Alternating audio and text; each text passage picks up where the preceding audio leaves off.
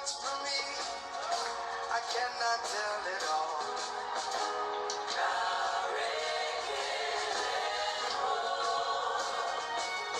If I had 10,000 tongues, it still wouldn't be enough.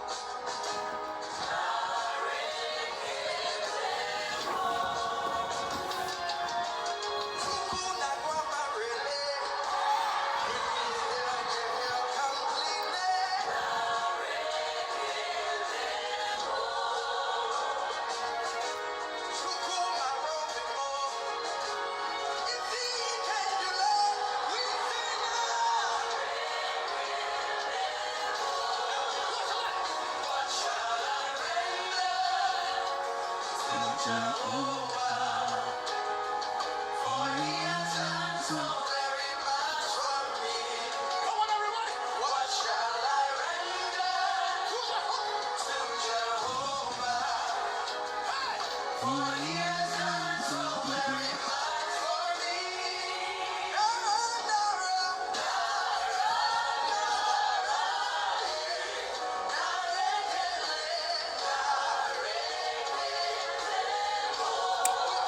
Je vous salue en Jésus-Christ notre Seigneur.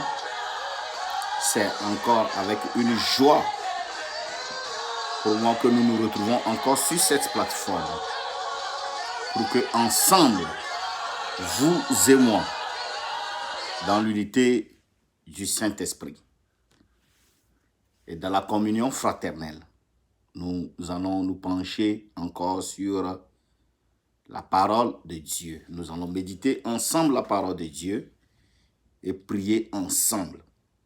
Une nouvelle semaine s'ouvre encore devant nous avec toutes les bénédictions du Seigneur. Nous voulons encore lui dire merci. Nous voulons le proclamer. Bien-aimés dans le Seigneur, notre message biblique de la semaine dernière, c'est-à-dire le lundi 8 février, avait pour titre « Remerciement ou action de grâce ». Remerciement ou action de grâce. Et le texte biblique est tiré dans Psaume 103, 1 à 4. Le texte biblique s'est tiré dans Psaume 103, 1 à 4. Et le titre était le remerciement ou action de grâce. Donc je disais qu'à chaque fois que nous marchons avec le Seigneur, nous devons prendre un temps pour le remercier de tout ce qu'il accomplit dans nos vies. Quand Dieu avait fait sortir le peuple d'Israël de l'Égypte et les avait donc fait traverser la mer Rouge en agglutissant tous les ennemis de son peuple qui les poursuivaient dans la mer Rouge, Moïse et le peuple, après leur délivrance de la main des Égyptiens, ont pris un temps pour remercier le Seigneur, pour dire merci à l'Éternel, pour tout ce qu'il les avait donc fait. Nous, chrétiens d'aujourd'hui, nous sommes appelés de temps en temps à dire merci à notre Créateur, notre protecteur, notre Dieu. Et c'est ce que nous avons fait le lundi passé. Aujourd'hui, Dieu nous relève encore un autre thème à méditer et à prier ensemble là-dessus.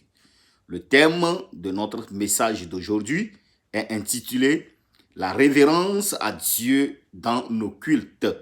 La révérence à Dieu dans nos cultes. Et notre texte biblique serait donc tiré dans le livre de Jean. L'évangile selon Jean. Jean 4, 23, je lis.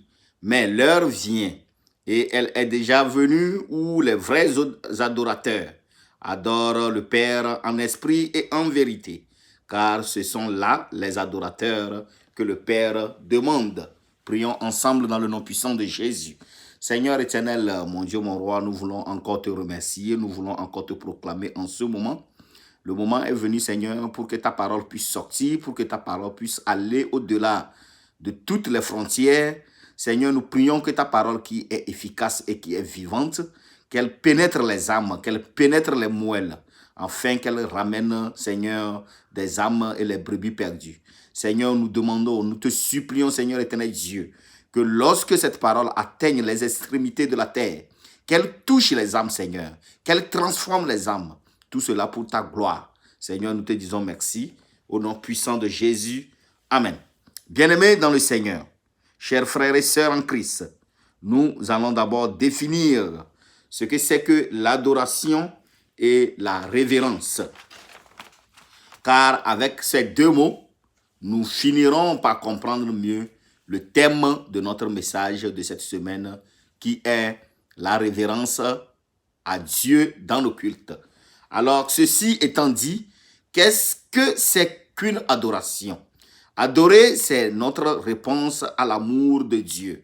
Sachant que Dieu me bénit, sachant que Dieu me fait toujours du bien, je suis reconnaissant. Le recueillement, c'est l'amour. Alors, révérer, qu'est-ce que c'est que révérer? Révérer, c'est honorer, c'est traiter Dieu avec un grand respect. La révérence implique bien davantage que l'absence de bruit. La révérence sincère, c'est écouter, aimer, honorer notre Père céleste et son Fils Jésus-Christ. En conclusion, le conseil de David au point marqué 1873-1970, c'est un écrivain, définit clairement le principe de la révérence à ces termes. La révérence est un profond respect mêlé d'amour. Alors, la question est celle-ci. Pourquoi devons-nous traiter Dieu avec révérence? Quel est le rôle de croix à cet égard? Quel est le rôle de croix à cet égard?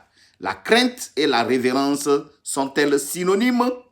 Quel est le rapport entre l'obéissance et la révérence? Bien-aimés dans le Seigneur, chers frères et sœurs en Christ, la révérence fait partie intégrante du culte. Dans les H. Oaks du Collège des 12 apôtres a enseigné ceci. Dans les H. Oaks est un professeur à l'université, une université appelée Collège des 12 apôtres. Voici ce qu'il a enseigné. Le culte implique souvent plusieurs actions, mais le culte véritable implique toujours un état d'esprit particulier. Il suscite les sentiments les plus profonds dans les gens de dévotion et de respect. Le culte associe l'amour et la révérence dans un esprit de dévotion qui nous rapproche de Dieu. Bien-aimés, chers frères et sœurs en Christ, toutes les personnes qui se sont approchées de Dieu dans l'Ancien Testament, comme ceux ou celles qui se sont approchées de Jésus-Christ dans le Nouveau Testament, avec cette crainte et ce respect, ont toujours trouvé faveur aux yeux de Dieu ou aux yeux de son Fils Jésus-Christ. Par exemple, dans l'Ancien Testament, nous avons l'exemple de Josué. Josué 5,15. Et le chef, je lis donc, et le chef de l'armée de l'Éternel dit à Josué, ôte tes souliers de tes pieds, car le lieu sur lequel tu te tiens est saint. Et Josué fit ainsi. Josué a été appelé par Dieu pour sauver le peuple de Dieu. Alors, Dieu l'a appelé là où Josué était, il devait rentrer en contact de Dieu. Alors, l'armée, on dit le chef de l'armée de l'Éternel. Le chef de l'armée de l'Éternel, c'est qui? Ça ne peut être qu'un ange qui a apparu à Josué en ce moment et lui dit, ôte tes souliers de tes pieds, car le lieu sur lequel tu te tiens est saint. Dans le Nouveau Testament, nous avons l'exemple de Matthieu 20:20.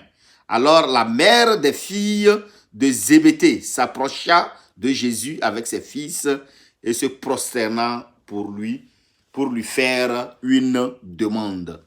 Avant que la mère des fils de Zébédée s'approche de Jésus, la Bible dit dans Matthieu 20:20 que la femme se prosternant devant le Seigneur Jésus-Christ. Qu'est-ce que cela veut dire? Dans la coutume des Israélites, tu ne peux pas te tenir devant une personnalité ou bien un grand, quelqu'un, avant de parler à la personne. Tu dois te prosterner, tu dois te coucher par terre. Mais de nos jours, comment entrons-nous dans nos églises? Comment nous nous préparons pour nos cultes? On assiste de nos jours à un théâtre dans les églises. Tout le monde fait ce qui lui passe par la tête. On va à l'église quand on coud un joli habit. C'est ce jour-là qu'on s'habille très bien avec de nouveaux accoutrements pour se faire voir par les gens. On arrive à l'église en retard et on marche jusqu'à devant pour s'asseoir afin de se faire bien voir par les autres.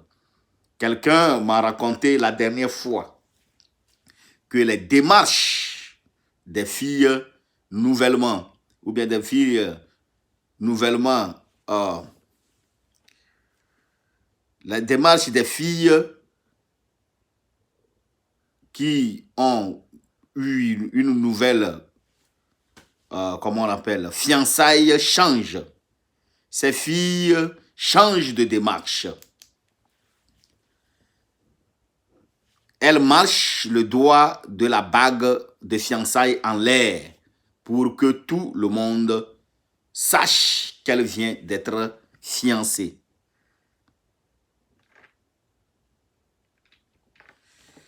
Au moment du culte, les gens sont distraits. Certains reçoivent des coups de fil ou carrément des tests de messages. J'avais reçu un exemple d'une vidéo d'une femme qui cherchait un enfant pendant longtemps.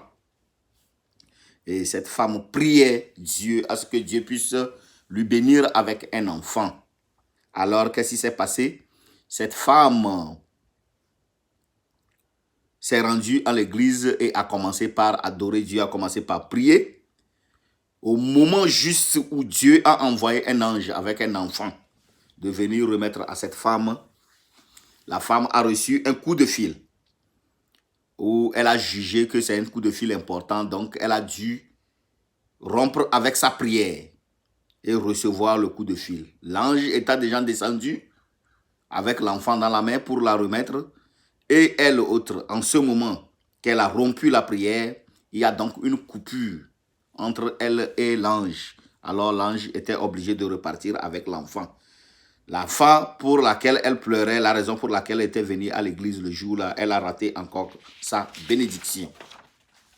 Notre Dieu est un Dieu d'ordre et de bienséance, un Dieu saint. Entrons en sa présence avec respect et révérence afin de ressortir avec les mains pleines de bénédictions. Les bénédictions de la révérence. La plupart des cas, ce que nous attendons sur la révérence à l'église se résume souvent à rester silencieux dans les lieux de culte. Le silence fait partie de la révérence, mais le sens plein et complet de l'idée de révérence implique bien davantage que l'absence de bruit ou d'agitation. Le silence et la révérence ne sont pas forcément équivalents. La révérence demande une connexion profonde avec Dieu, où nous devrions pouvoir rester assis en silence pendant le prélude et réfléchir à la bonté de l'évangile rétabli, nous préparer à la Sainte Seine et méditer sur la bonté et la majesté de notre Père céleste. Ces moments de culte sont essentiels pour renforcer notre foi et ils peuvent ouvrir un canal par lequel l'esprit de témoignage et de révélation peut se déverser sur notre âme. Bref, c'est un temps où Dieu communique avec ses enfants. Les critères de la révérence. Les critères de la révérence ne sont pas compliqués. Dans les lieux et dans les moments où la révérence est requise, au lieu de laisser notre esprit vagabonder parmi les choses banales du monde, nous devrions plutôt l'éduquer pour qu'il se tourne vers les choses de Dieu. Nous devons éviter le laisser aller extrême de la mode du jour et nous abstenir de parler bruyamment et d'avoir un comportement perturbateur à l'église. Si nous avons le désir d'être révérencieux, cela nous incitera à prendre des dispositions à l'avance. Si nous savons que nous allons devenir ou bien nous allons devoir quitter la réunion tôt, pourquoi ne pas s'asseoir derrière, juste le portail, juste au portail et se lever calmement et sortir sans faire de bruit. Au lieu de chercher à s'asseoir devant, et votre départ va perturber tout le monde. Par respect pour les autres, aussi bien que pour le Seigneur, nous devons éviter ces mouvements inopportuns. La révérence du cœur est une part importante de notre adoration pour notre Père céleste et le Seigneur. Puissions-nous éviter dans toutes les activités et toutes les pensées quotidiennes de notre vie ce qui apparaîtrait comme un manque de révérence envers notre Père céleste et notre Seigneur.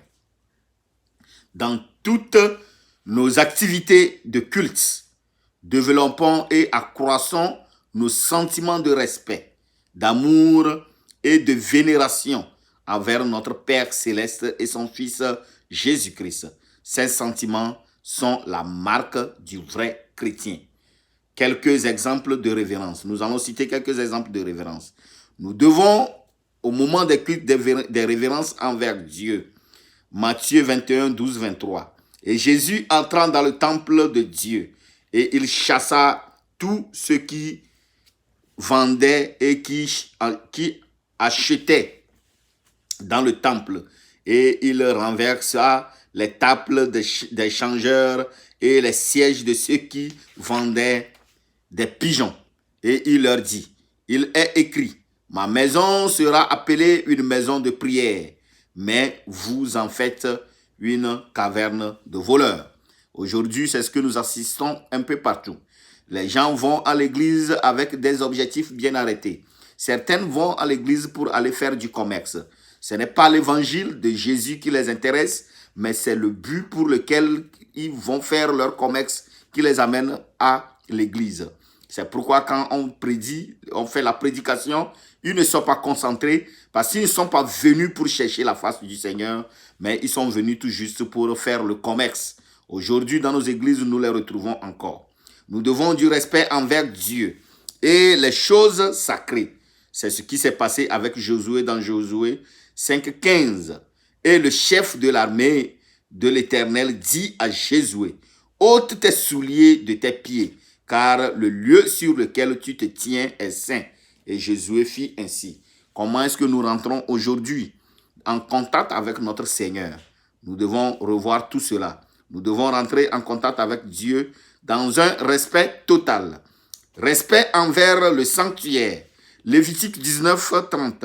Vous observerez mes sabbats et vous vénérez mon sanctuaire. Je suis l'Éternel. Comment est-ce que nous rentrons dans les temples aujourd'hui? Comment est-ce que nous adorons le Seigneur aujourd'hui? Comment est-ce que nous rentrons dans nos églises aujourd'hui?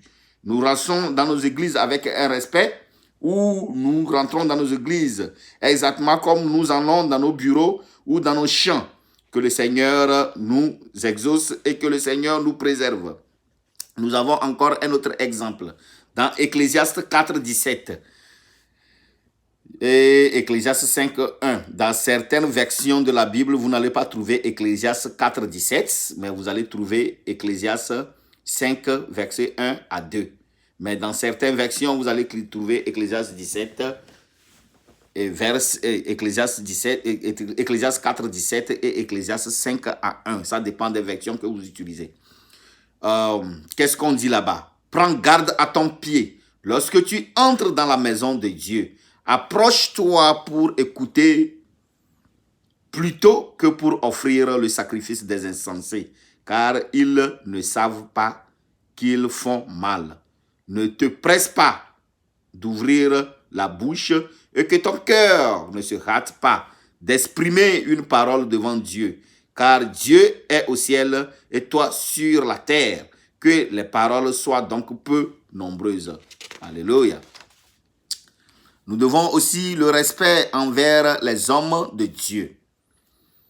Combien de personnes parmi nous obéissent les hommes de Dieu? Nous avons l'exemple dans Exode 33, 8. Je lis. Lorsque Moïse se rendait à la tente, tout le peuple se levait. Chacun se tenait à l'entrée de sa tente et suivait les yeux Moïse jusqu'à ce qu'il fût dans la tente. Il y a encore un autre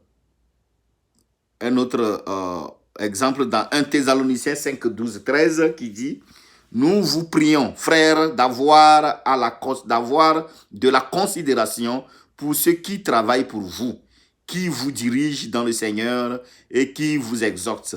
Ayez pour eux beaucoup d'affection. À cause de leur œuvre, soyez en paix entre vous. » Combien parmi nous donnent de l'affection aux hommes de Dieu d'aujourd'hui? Les hommes de Dieu, les pasteurs sont devenus des va-nu-pieds pour les personnes. On les insulte de gauche à droite. On les injure de gauche à droite. Or, c'est des personnes qui sont en intermédiaire entre Dieu et les hommes. C'est les personnes qui sont appelées à intercéder à votre faveur, à prier à votre faveur. Mais comment est-ce que nous prenons soin des hommes de Dieu aujourd'hui? Que Dieu nous garde et que Dieu nous préserve. Le respect envers le Christ. Nous avons l'exemple dans Jean 9, 38.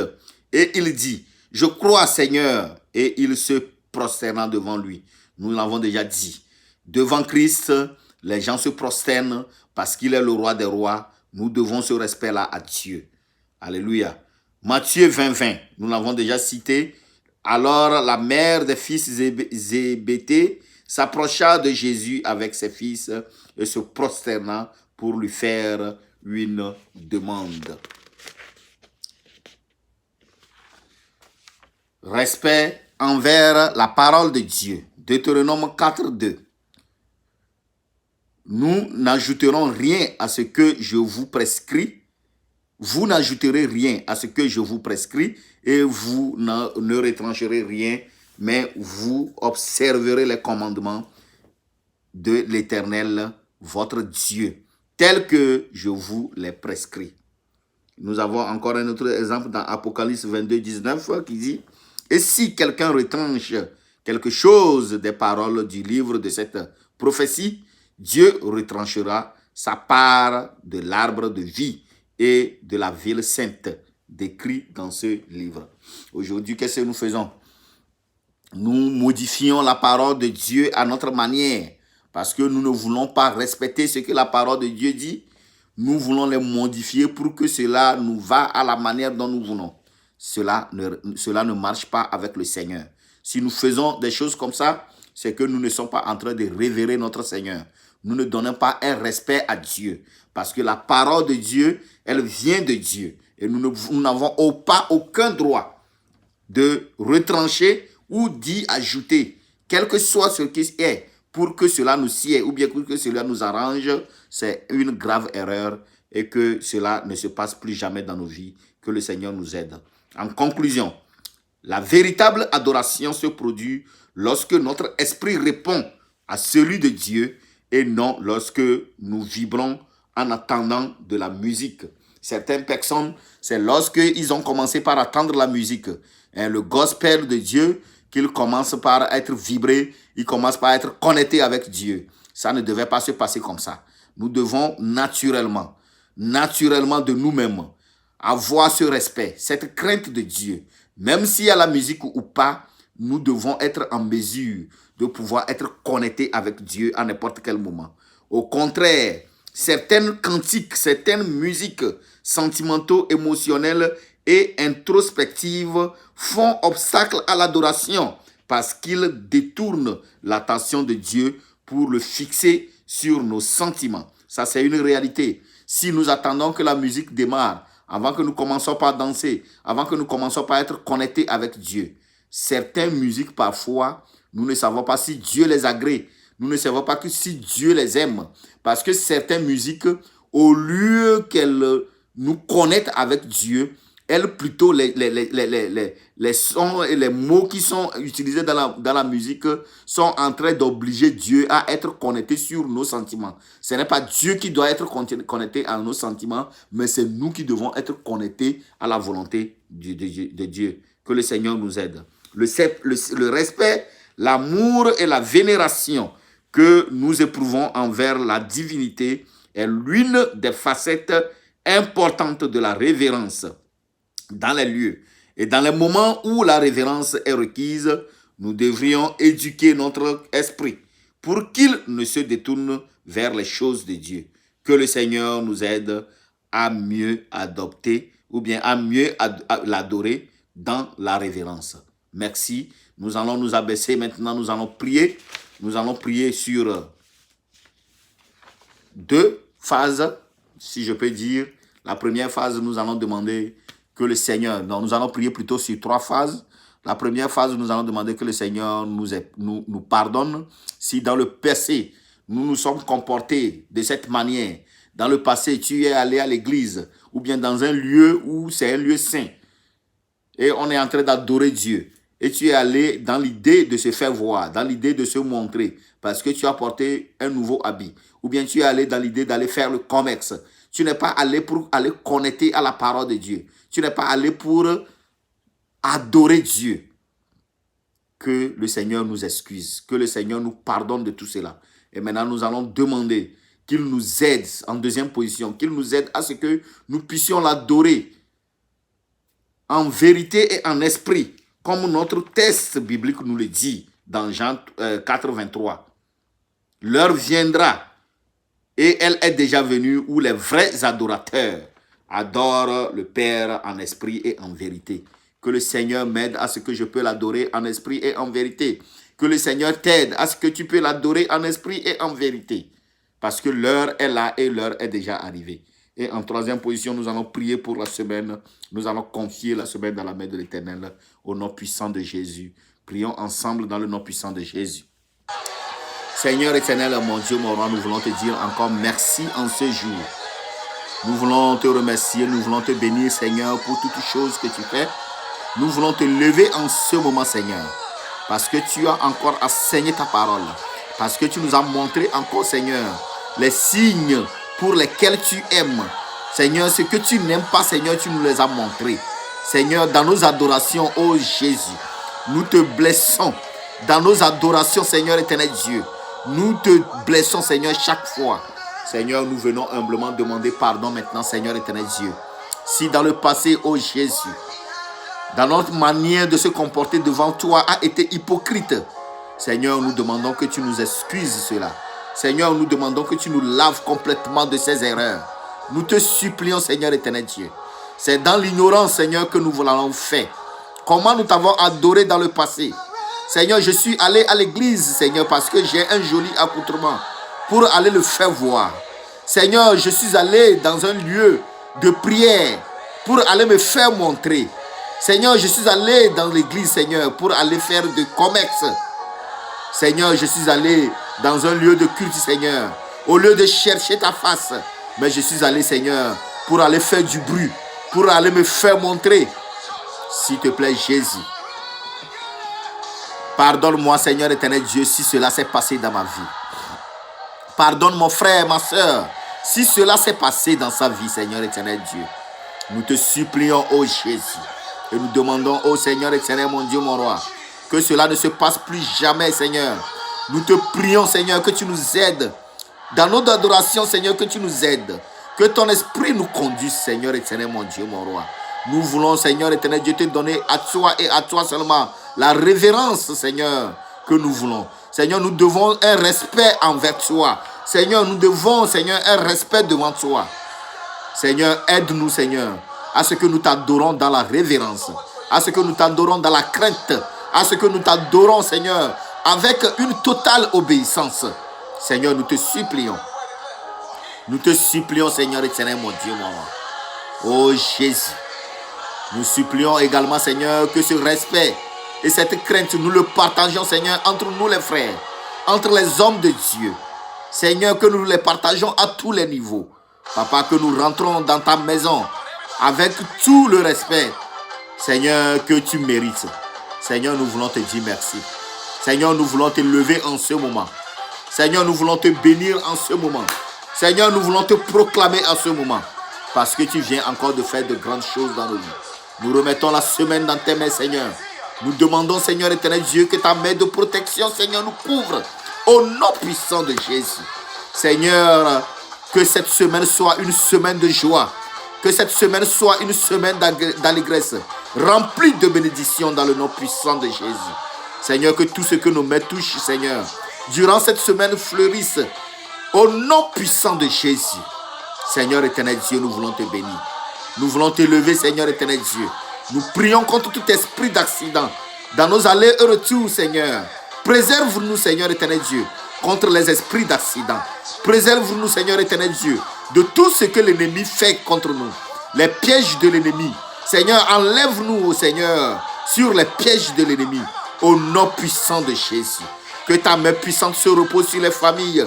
Que ta main puissante se repose sur les enfants. Que ta main puissante se repose sur les maisons. Que sa main puissante, Seigneur éternel Dieu, soit sur tes enfants.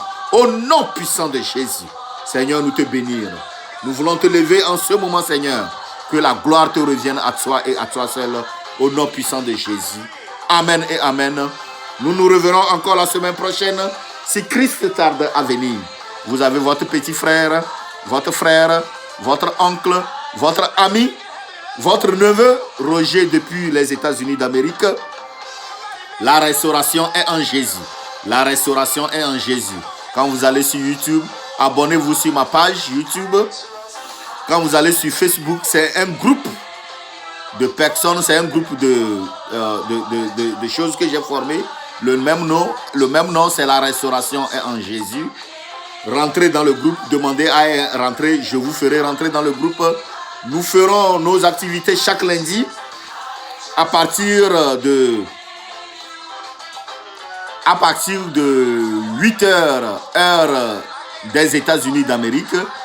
Nous appelons ça ici Eastern Time. Et à partir de 13h ou 13h30, heure de Lomé ou heure GMT. Que le Seigneur vous bénisse, que le Seigneur vous protège. Nous nous reverrons encore la semaine prochaine si Christ tarde à venir.